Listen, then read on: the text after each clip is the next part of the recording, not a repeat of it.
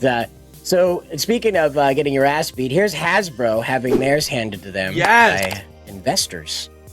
So guys, if you haven't seen this or you haven't really kept up with Hasbro over the past few years, they are not in a good place at all. Like, all of their major brands are currently on fire to some degree. So they have Power Rangers, which Cider and I have covered for months now. Obviously, I was the one who caught that they were sort of done with Power Rangers, that they didn't really want Power Rangers. Cider has been on the post beat, I guess. Like, he was covering the auctions earlier. He wrote a fantastic article that keeps getting amazing traffic about the legacy of Power Rangers. But long story short, they bought Power Rangers, didn't really want Power Rangers, completely fumbled the brand, and now they have licensed the toy production for Power Rangers off to Playmobil.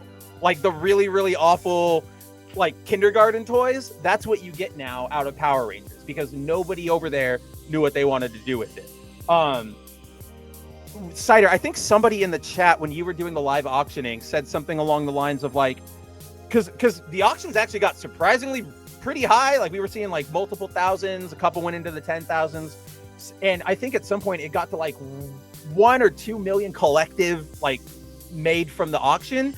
And somebody in our chat was like, that's not even enough to cover what they paid for the license of Power Rangers, which is bonkers to me. These guys fumbled what theoretically should have just been a money-making machine. But no, don't you guys love Mighty Morphin? Well, Mighty Morphin? This one right here is, I have that already pulled up for the next part of the discussion here, so don't worry, we'll talk about the auction. But yes, the situation right here is pretty dire, because this is a huge crime in corporate America, now that we are very corporatized in how we do our things. This is a massive, massive crime. It's an actual crime. It's not an ethics violation. It's a real deal crime. When you go to your investors and say, hey guys, everything's someone's great. going to jail. Right. When you're the dog and sipping the coffee in the room full of flaming stuff, you say this is fine. That's actually illegal. You can't do that. You actually have to say the room is on fire. And so I just want to point out, this came after, I believe it was in 21, that Project Veritas sat down with one of Hasbro's, I think it was toy designer, HR, someone from the guts of Hasbro, that explained that the whole company, top to bottom, was embracing critical race theory. And so we see more of this attitude of just absconding with profit in order to embrace this sort of agenda-driven attitude. Once again, toxic positivity. Guys, any day now, that modern audience is going to find our Black Aragon, and they're going to love it, and they're going to buy millions of cards of it, and it's going to be the most valuable Magic card that ever existed, ever. And then that doesn't happen. And so again, this is the kind of repetitive situation. I keep telling people when they show up to the streams and want to talk about this and catch me on Twitter, it's the turning of the soil. This is what happens every 100 years or so. What is established, considered the mainstream, gets turned on its head and thrown into the dustbin of history, and what is considered indie and outsiders become the mainstream.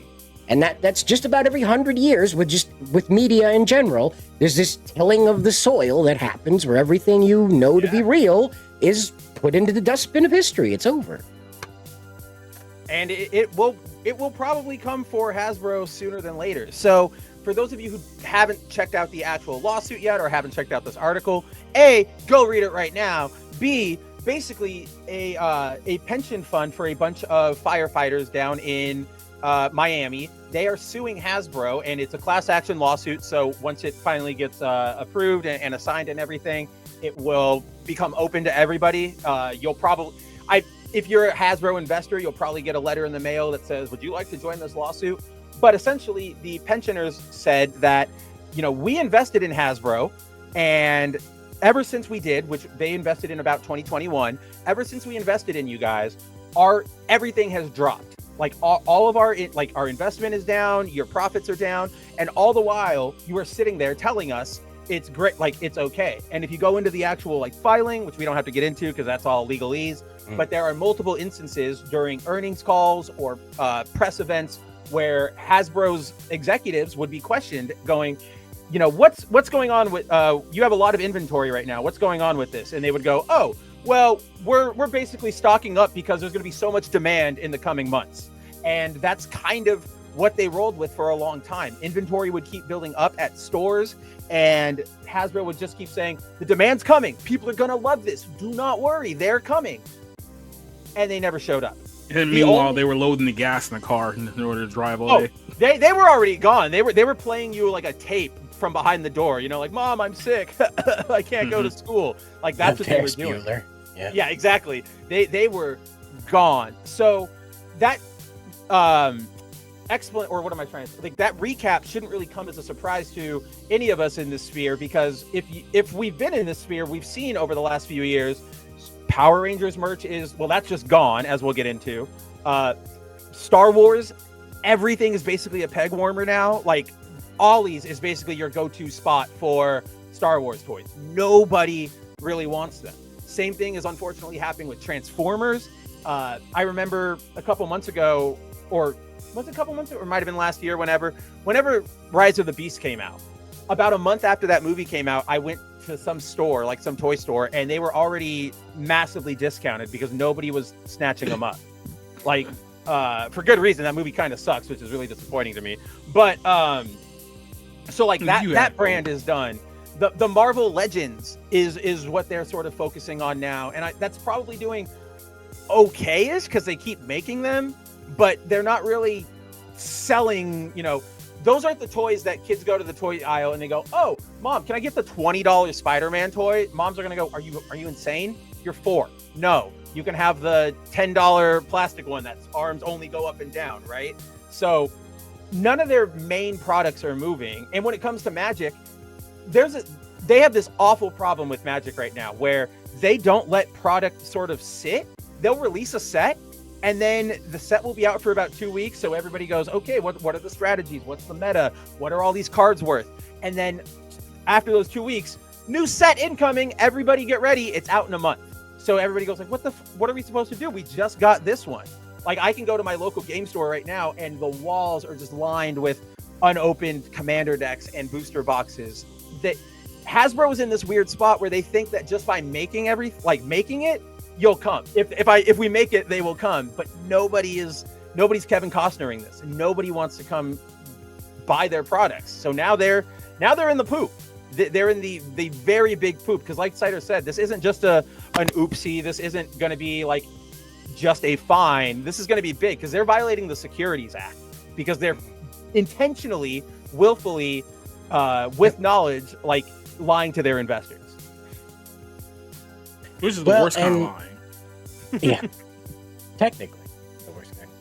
But I do want to mention this real quick. I'm sorry. Yeah. Mm-hmm. But in regards to some of the decks, though, when I think it was during New York Comic Con when they announced the Marvel decks, I asked Magic fans if they were interested in this, if they were excited about these decks, and they're like, yes, this is what we wanted. And you're holding them.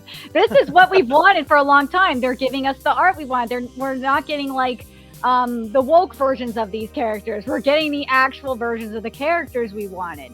And in terms of the toy lines, it's been, from what I've seen, and probably Spencer has seen on the toy hunts and whatnot, it's been very hit or miss with Marvel Legends as of late. Well, because what you're talking about, and I know exactly what you're talking about, the latest Marvel Legends toys, what they keep doing is like, this is a tie-in for Brave New World, and you go, cool. I'm gonna, theoretically, this is obviously not anybody here, but I'm just gonna play a part. Like, cool. I'm really excited for Harrison Ford as Red Hulk. I want to go grab that figure. I'm gonna go to Target. They go, like, you get to Target, you pick up the toy. That head is not sculpted to like Harrison Ford. It's just generic Hulk. They're in this weird spot where they're like promising you one thing and then sort of giving you 3/4 of it, and then going like, what are you talking about? That's what it was always going to be. So yeah, the toys are really bad. And Nerdigans, to your point about the crossover stuff for Magic, that is actually a good point. Like, that's a good counterpoint, because technically that is the only stuff that is keeping them afloat right now. Because whether we want to deny it or not, obviously you guys saw I was holding mine. These crossover sets they've been doing ever since like The Walking Dead, they just did Fallout, they did Doctor Who, they did Tomb Raider, Jurassic Park, all this crap. Those ones sell like hotcakes. people obviously want them because I know that. I know IP. I mean, hell, that's why I did it. So that keeps them afloat, but I don't know how long you can sustain that. I wonder how long it's going to take for them to get into the Funko problem, which is Funko is not profitable by any means right now. That's why they had to fuse up with Mondo a couple years back, because they're basically trapped in a loop of, we paid a license for these characters, now we can make your toys. Well, crap, we got to pay for that license. These toys aren't all moving. I'll get a new license. Okay, that paid for that. Now I got to pay off that one. So it's just this eternal cycle of, I need to license something to pay off that last license. And it's just goes and goes and goes and goes. And so I don't know how long that can be sustainable. At some point, I feel like the floor has to give out, and then that company goes, oh crap. Yeah, Hasbro is definitely getting to that point. It really is. I mean, Hasbro, in terms of figures, they've made figures of characters that people just don't like. Well, they make figures of characters that they think are popular, right? Like Cider and I talk about this a lot, which is, ever since Hasbro took over the brand, there was way more attention shown to the Mighty Morphin team over any other Power Rangers team in existence, right? Like, just no Turbo, no Zeo, no Wild Force, none of that. It was all because from their perspective, looking back on how the rise happened in the 90s, the only thing that they see profitable is Mighty Morphin. So that's what they're gonna play to. It's like, Zeo, that only lasted one season. Nobody liked that. Turbo, nobody even liked that little blue kid. Space, that was the end. God, the little kid. But no, that's exactly what it is, and it's when you focus on all of that, because the Mighty team is old. They're in the 90s. If you guys watched Power Rangers, like, yeah, they reference it, right? Like, it's in canon, and sometimes Tommy shows up back a lot, but it's never like, oh, here's Zeo and the green Mighty Morphin Ranger. It was always, we're going to the next team. Hasbro comes in and says, you guys want this, right? And all the kids go, I don't even know who that is. Like, what Ranger is that? I've never. Okay, oh, that's the one my dad liked again, right? And so then when you put there was an Asian one, right? Yeah, an Asian one. What is that? They made it yellow. Time to go to Twitter. But they keep relying on Mighty Morphin, and the key demographic has moved past that. The kids, they don't know Mighty Morphin like we do. So yeah, their toy production is just in shambles. All of their marketing direction is wrong. I don't know. I genuinely don't know what's happening over there. It's so well, I'll weird. tell you, no more Power Rangers. That's what's happening over there. Power Rangers. The situation has finally reached critical. Yesterday was the last day of the Power Rangers Heritage Auction that featured over 600 lots that liquidated the entirety of what remained of the 30-year on-screen used props, suits, and accessories. So that is that. Now, we've got up on screen here, I isolated this one. This is Amy Jo Johnson. That's Kimberly, the Pink Ranger from the first MMPR season. $18,000 was the bid for her suit. Now, that's just one. The next one did not go that high. It still went pretty high. It was like 11,000 or so. But this one, for whatever reason, out of the gate, was the one that people wanted. And I'm not sure, because the helmet doesn't match the suit. And maybe that's what makes it unique. I'm not sure, but you have to remember. So I actually learned something about that, Cider, and this is just an aside. It's not like saying you're wrong or anything. I learned that why some of these look mismatched like that is because the color and the lens. Well, no, it's that a lot of these suits, like these suits that you're seeing at Heritage, are sort of mashups of various different production suits, right? So you might, like, for the Green Ranger, I know that they did like the original like helmet, but then the Dragon Shield was one that they produced for the American suit, and then like one of the boots was one that they used on like the movie for test shots. So some of these are completely like genuine and the full thing. Some of them are Heritage going like, what do we got? Oh, that's a Pink Ranger. Okay, put the Pink Ranger together. There you go. There's your Pink Ranger suit. So that's why some of them look a little odd. Didn't happen too much with the monsters, but more with the Rangers. Well, and, there was... Glorious is okay. Yeah, most of the suits and most of the memorabilia went fairly cheap. We have a graph here that a fan put together, a graphic to help us. These were the top 12 most expensive items at the auction. Oh, the Thunder Megazord helmet. Now, it might surprise you that the Cosmic Fury cannon went for $87,500. Wow. That feels like money laundering. That's from the new one with well, Ranger Jesus. This was the only cannon. There was no other cannon. And so if you wanted to own a cannon, it had to be this one. And this, of course, was the most ungodly, most ridiculous one possible they could have ever made. But yeah, so you definitely got a display piece or a new coffee table, depending on how you want to use it. But that's sick. this is not the suit, by the way. This is 47. This was the Thunder. This was the in-space megaship Megazord, the Astro Megaship Megazord. This featured the Astro Megaship as a vessel, and then also as you can see, the giant robot here. And these were the props that were seen in space. Get the pun. They were seen in space in the show. These were not the suit. This is not the full suit here. It also featured the teeny tiny little shuttle thing that made the head. Oh, So cool. this was all, they bundled things together as they existed. So this was the entire, like, transformation, I guess, props for the Astro Megaship, not the actual get in the suit and beat the hell out of a rubber suit guy costume. And the 1993, 1995 Jason David Frank, Tommy Oliver Green suit. Now again, this featured that chest piece that was made for America because the original Sentai piece was destroyed during American filming. Well, damaged beyond screen-ready repair. So that went for $30,000, which again, very surprising that it went that cheap.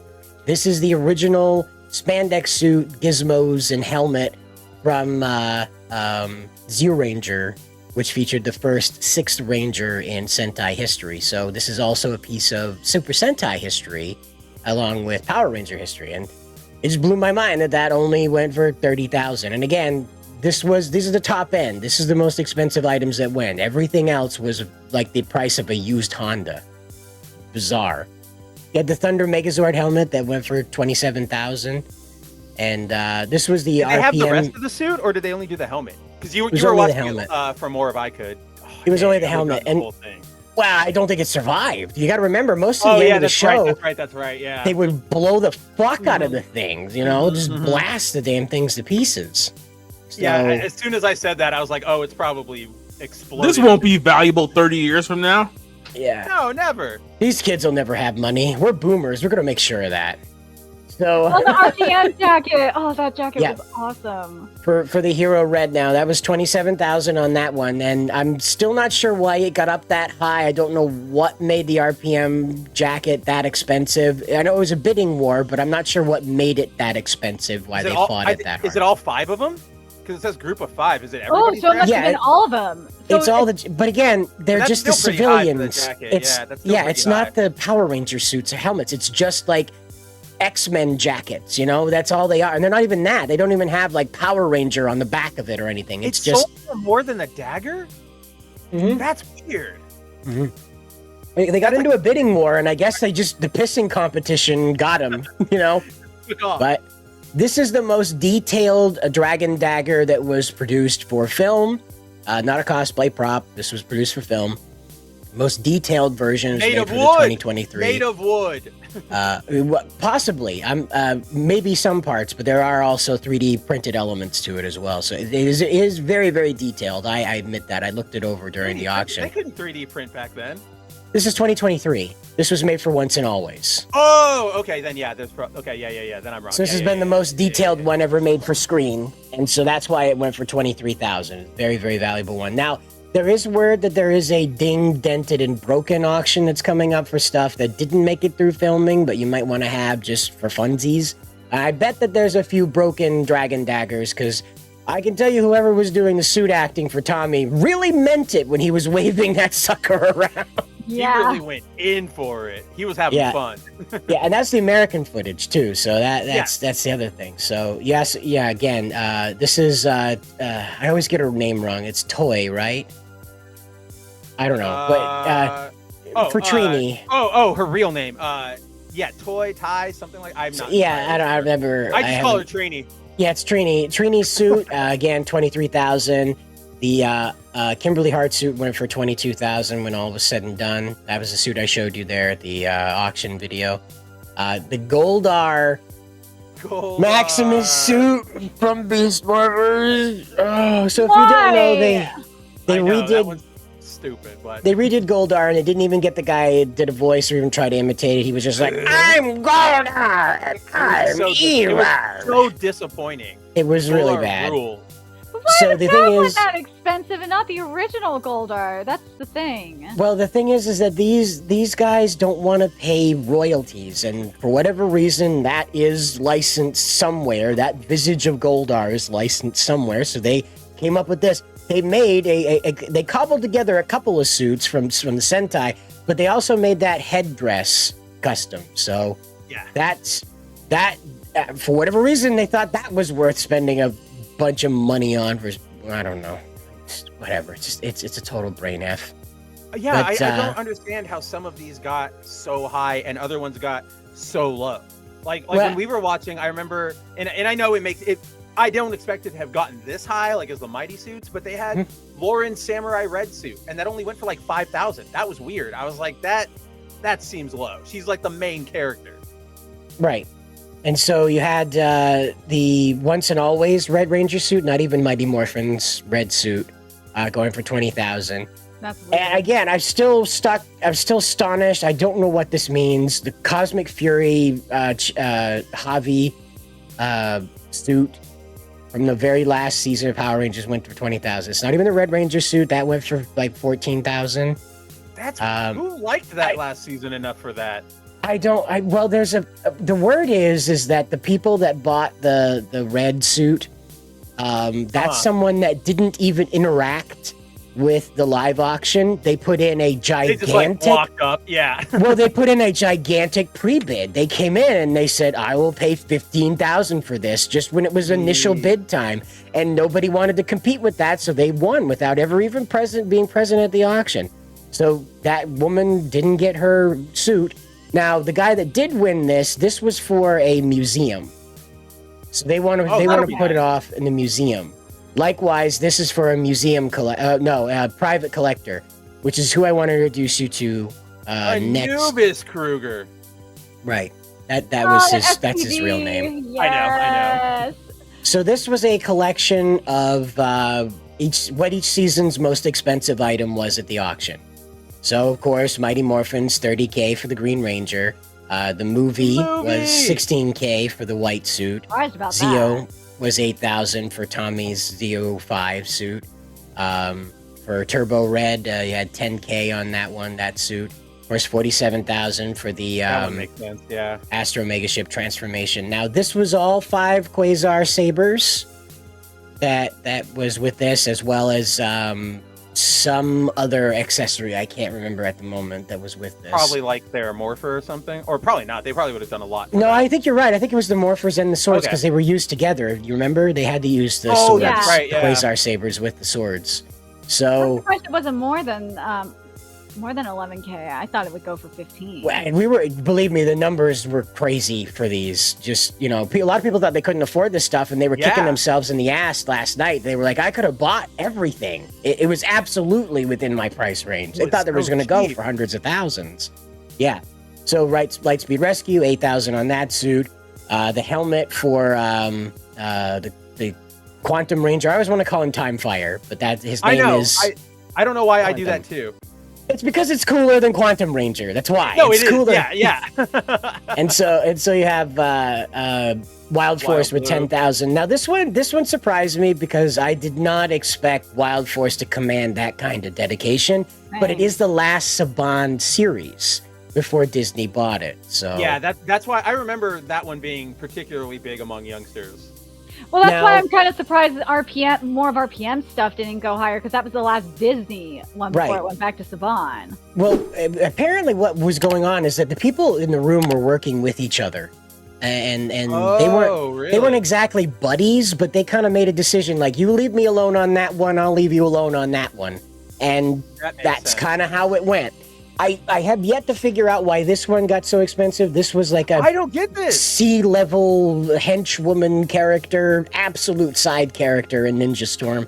May have been the actress that bidded on it and then it got into a war. I don't know, but it just blows my mind that that was the one. But it is. I can't wrap my head around that one. I don't even have like a speculation as to why that one did so well. So obviously, to be expected, the fighting spirit Green Ranger suit from Dino Thunder, while Tommy is convincing himself he's worthy of being the Black Ranger now, that went for $12,000. What remained of the Doggy Kruger animatronic suit, which again, very well done. I'm surprised at how much craftsmanship Disney put into this, considering it was a children's television show in the mid-aughts, the mid-early 2000s. And this is held up remarkably well, considering most of that face flexed and moved for about 50 episodes. This is back when they had the big long runs, almost 40 episodes were the Power Rangers. So that was moving all the time. And of course, they were doing blooper reels where we would say dumb things on purpose and stuff. So there's a lot of use of that face, and that's only as much as it's broke down over, 20 years. So, yeah, that's where we're at on that one. That went for $18,700. This was Udana's transformation staff, winter right? staff. And for whatever reason, that one got jacked up through now. That was all the staffs together, all of the transformation staffs together. But I still don't get why it got up to $16,000. Once again, we got into a bidding war. I watched it happen. And that's really what drove this up. It was a bidding war. Again, Operation Overdrive, not that great. People tend to try and forget it existed. I know I try to. But this suit, Operation Overdrive Silver, probably one of the best designed suits in Sentai in Power Rangers history. Just absolutely gorgeous suit from every angle. They had flashing LEDs up in the head to make it look like it had the siren lights on. It had siren lights on the shoulders. That silver cast against emergency orange and the black stripe down the middle. It's absolute perfection. It's beautiful. So, and now for Jungle Fury, the Jared costume. Oh, I hate this so much. Who's our villain this year? Jared.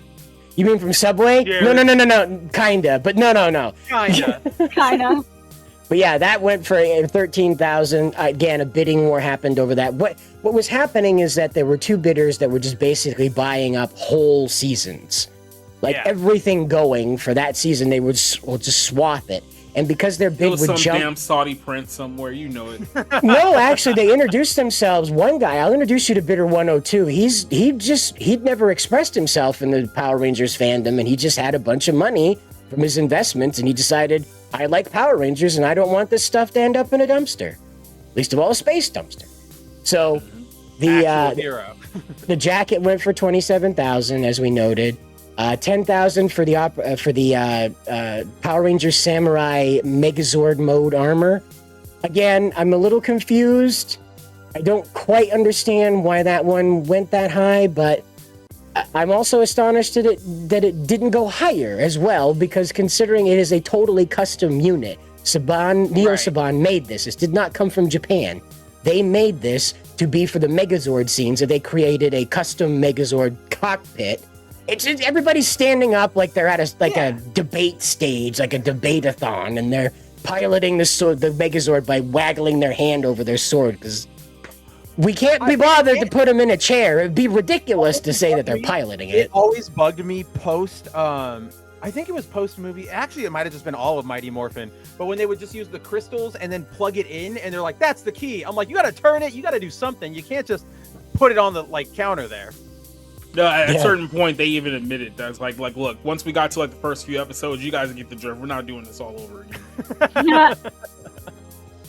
So, Megaforce was the highest Megaforce, which Megaforce included no, it didn't actually. It did not. So that was this one. So here's Megaforce. with just Ghost Sager, right? The Ghost Sager stuff, of course. Ghost Sager kind of has a weak design as far as a lot of Sentai is concerned. It's dynamic, but it's just kind of flat. It's kind of flat. Oh my god, the Beetleborg helmet. Yep, the Beetleborg helmets made it through. Random. Like you have Power Rangers, and then there's like a Beetleborg. It's like what? Because they're all Saban, like they're all in a package. Like right. Saban Well, the other thing was too is those helmets were bought back during the Forever Red special, and they were used as generals in the Machine Army's Second Rising.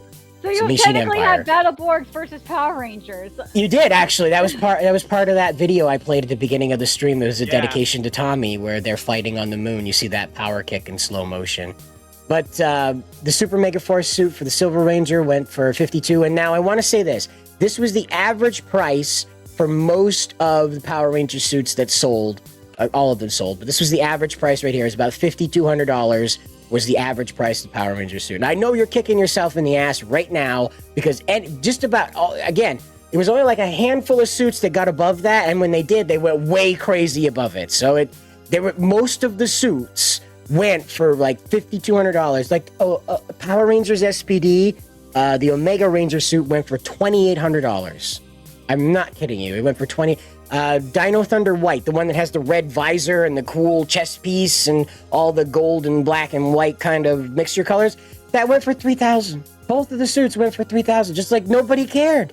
But for whatever reason, they had to have this stupid Cosmic Fury fucking thing. I don't get it. So, you're muted, Spencer. They had to have Ultra Goldar. They had to have him. They had to have him. 20,000, 21,000. They had to have him. But then there's the Zed too. That's not even the Mighty Morphin Zed, right? Right. No, that's correct. That's a late Zed suit. It's a recent production, but we'll get to that one because this one, Dino Charge 9,000. Now this one went over because Kyoryuger, the one that it's based on, is massively popular in Japan. So big. Whatever you do with this suit, you're going to be in good hands. The Ninja Steel villainous suit, I don't understand. I'm still as perplexed with Goldar Maximus. Now, with Dino Fury Zed, this was the suit that was made for Zed's resurrection. They went all the way around Jacob's backfield, not Jacob here, but a different Jacob, Jacob's backfield, in order to resurrect Zed because there's just nobody in the Power Ranger universe that they could possibly create to be a threat. And the Zed that son, bring him back.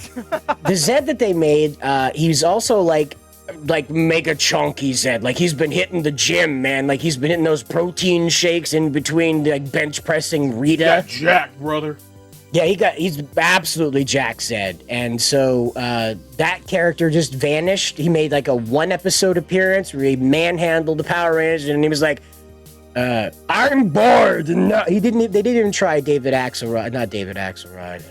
Yeah, it is David Axelrod's voice. They didn't even try it. They did with Robert like Axelrod. Robert. Right. They didn't even do Robert. Yeah, David's the news guy. Robert Axelrod. They didn't even try his voice. They're just the obligatory Power Ranger villain voice. They're like, I'm Lord Zed, and I'm gonna beat you up now. Yeah. And he just walks away, and it all happens in a pine tree forest. And I'm absolutely beside myself how that came to be. It's like Power Rangers just suddenly decided it was going to happen in Middle Earth, and I don't know how that came to be. Why can't they film at the reservoir or at the mining place back over in Japan? Right, like the Toei gravel pit. Come on. Yep. And so there's Cosmic Fury, the $87,000 cannon, of course, the once and always $23,000 Dagger. Dragon Dagger. Thank you. My brain waxed over. Yeah, no, it happens to all of them. So these were kind of the odds and ends here on the end, and these curiously went for a similar price. I don't think these were exactly both $10,625, but they went for about that price. And these were collections of all the Zord helmets that they had survived, and of course they were showing all the battle damage where they had set off the firecrackers and things like that on their heads to make it look like they had been I feel like I would want that more than like a nice one. Like I would it's want true. to like explode. Like look, this was some there. worn, torn, like no mask and stuff. Yep. Yeah, make people think I did something with my life. Mm-hmm. And so here's the Cosmic Fury Red Ranger. So She did not. I don't. To our knowledge, she did not get this. And like it says right here, this person had no interest in bidding in the live auction. They just set out to hurt that girl's feelings, Oh. and that's what they did. But we did meet a new hero. We did need a new hero. I'd like to introduce you all to Bidder 102. I didn't know he made like an account and everything. That's awesome. Yeah, he's become a folk hero. This fellow won most of the auction, and he just decided one day. So to little backstory on 102, we don't know what he looks like. We don't know where he comes from. What he's clarified is that he's never surfaced in the Power Ranger fandom before. He doesn't even own any Power Ranger memorabilia. He's just a fan of it, and he heard about this auction. He had the money, and he just decided to buy everything he could related to the property. And that's just what he did. And so he's become a bit of a folk hero for the fans. Like here we have people making fan art of him. See 102 here on the chest. With the Kruger suit or the Deca suit. Very cool. And he's gonna get it printed out professionally and hung with the uniforms because he bought all of SPD. This is again get all of it. I didn't know he got all of it. I know he was in the running for it. Wow. Yep. So he has all of them, and I'm trying to skip down to fight was rough to get back, safety ground, blah blah blah. So here it is. So here's 102. Here's some information. I'm in my 30s, close to the 30 boys, self-employed. I love Power Rangers. My highest passion lies elsewhere, related to my work. I do have the space to reasonably display everything I want. So it's not going to go into a pit, okay? And that's what I wanted to clarify, is all the stuff that he's buying is not going to end up in some hoarder hell. He's it's not going to end up on a Mr. Beast video getting burned alive for a bunch of, Yeah. It would appear that Bidder 102 is just a hobbyist who is, so crazy. Who is probably a coder. Yeah, seems to be a guy that's a programmer. He's got to be, yeah. Some type of person that's in tech, and like I said, just didn't have any previous experience in any of this. He'd never gone to a convention, never bought fan art, never commissioned anything, never had a helmet. Maybe had a Halloween costume. He never specified anything like that, but. As a kid, but really had never been in the Power Rangers fandom, and now he's a folk hero. So there may come a day where you're at a convention and you see a Shadow Ranger walk by with 102 on his chest, and you'll know who you're looking at. I think the craziest part here is that he says, I have all the display space for this. Like, that to me is like, dude, you have like a house, like a full, not obviously like a house. A mansion. I mean, like a house for them. Like you have a whole separate house for the suit. Yep, could be. Yep. Gotta be Bitcoin. Gotta be something like that, right? Like, Timon's probably on point. But so, go ahead. Yeah. Well, I did want to bring this up now. People who don't have the physical space to display this stuff, but do have the ability to display it, meaning this will be photographed and stored at a safe place, is the Morphin Museum. The Morphin Museum is. Admitting a bit of a self-felt here, as they say they spent their life savings buying all of this stuff. And I hope to God that they're kidding. I know, right? It is critical for us to balance quality, quantity, and personal preferences, and we are happy with the results. Help us financially recover by subscribing to our Patreon. And so this is all the stuff that they won. And they clarify down here, it says, physical place. It says, we're digital. We're digital first for the time being, but we do hope to feature physical pop-ups as we grow. So what that means is that at the convention, a pop-up museum booth may be there to display these things that they won right here.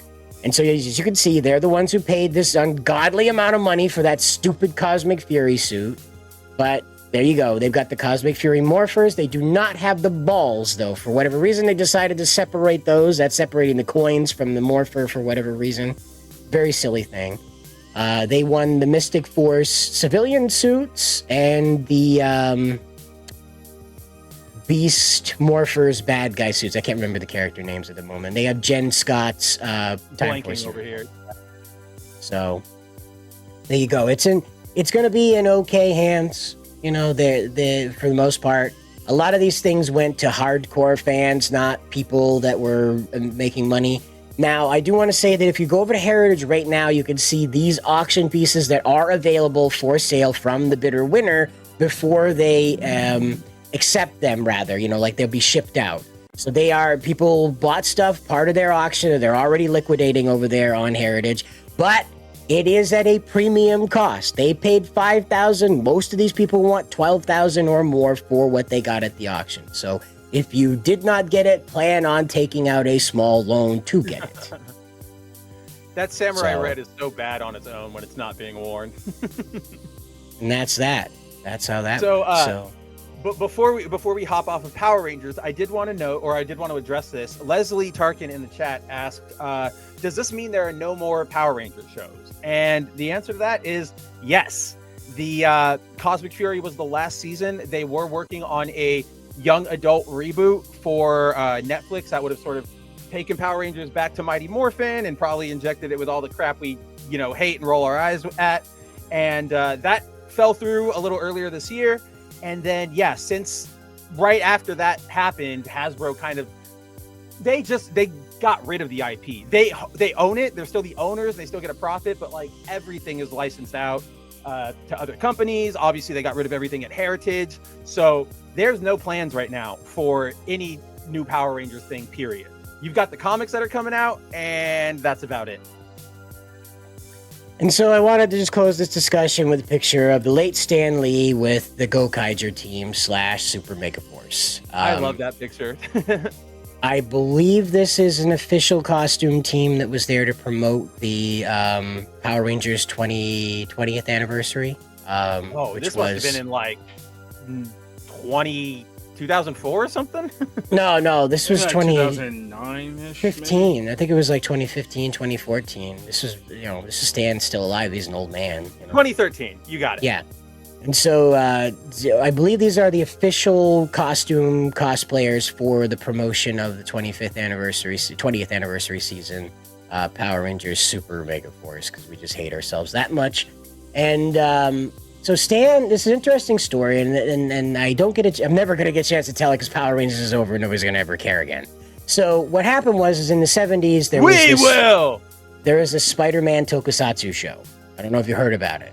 I didn't get around too much, The emissary of hell. Yeah. So tokusatsu Spider-Man was something that Stan would go over regularly and just kind of check in on. Not like he was worried about it, but he was just fascinated with all the crazy live-action Spider-Man shenanigans going on. And so while at a hotel on visiting the set, he saw Super Sentai Sun Vulcan. And this was a 3-man team, and they were kind of quirky. There's one scene where there's a robotic refrigerator that is holding a pistol and holding a family hostage in the home, and that's that they have to stop Tokusatsu. Yeah, you have to stop the refrigerator from using a 9mm to kill this family. It's Sun Vulcan. So he wanted to bring Sun Vulcan to America. He was so mesmerized with just what Super Sentai was, and so he tried. There was a couple of TV stations in San Diego that carried a dubbed version of Sun Vulcan, but parents complained that it was too violent. And admittedly, Sun Vulcan in the early Sentai years was pretty violent. So, again, like by children's media standards, there's a lot of blood. I think there was a couple of beheadings. This was before they would, grow into giant monsters. They'd have deployed giant monsters. And they'd, take the head off of henchmen and things like that. It's very little over the top. So, what happened is that Stan would later go back to Japan with Margaret... I forget her last name. But Margaret was working with him on the X-Men cartoon, which was animated over there. And so what they decided is they really liked Super Sentai. They were very interested in Kamen Rider property, but there was just no home for it. There just wasn't a space for it. And so enter Fox Kids. That's what Margaret ended up being the head of for the Fox Corporation. And while sitting down on one fateful day with Hayam Saban, after sitting through his inane, brain-numbing pilots, he finally produced... Isn't every sit-down with Hayam Saban a fateful sit-down with Hayam Saban? Yeah, he prefers it that way. That should be on his business card. Be thankful for the fateful sit-down we're having, So my presence is a present. Right, exactly. So Hayam Saban... is sitting down with Margaret, and she is watching his very boring pilots for shows to put on Fox Kids. all of a sudden he steps out and introduces the pilot for a show he's calling Phantoms. And he slips the VHS in there, and all of a sudden, what we recognize as Mighty Morphin Power Rangers roars to life on the screen. There's Austin St. John whipping his hands around, beating the ass off of one of these putty kids. There's Rita hurling her staff to the ground, and a giant robot leaping to life with a guitar solo that'll melt your face. And Margaret had to have it. And it became the anchor show behind X-Men on the Fox Kids afternoon block as it debuted in 1993. And thanks to Stan Lee, crazy. Thanks to Stan Lee, there is a Power Rangers. This picture is monumental to me, not because it's Power Rangers, but because Stan is posing with the most popular anniversary team that Super Sentai ever produced. And they paid special attention, not because of him, but they did pay special attention to Sun Vulcan in that series. And I just, it touches me in a special place to see Stan with the Go-Kaigers, knowing what they symbolize in Japan, not what they symbolize here. So. No, it's nice. And it's so, that is sad though. Like, yeah, I don't know. We'll never, I feel like nobody will ever take that risk or that passion on something again, right? Like Stan going, oh, let me try my hand at that. Like, nobody does that anymore. And now they go to what do you call it? Like focus groups and all this. Like, hey, what do you guys think will work? And that's why we get the most bland things possible, because it's all done by committee. Mm-hmm.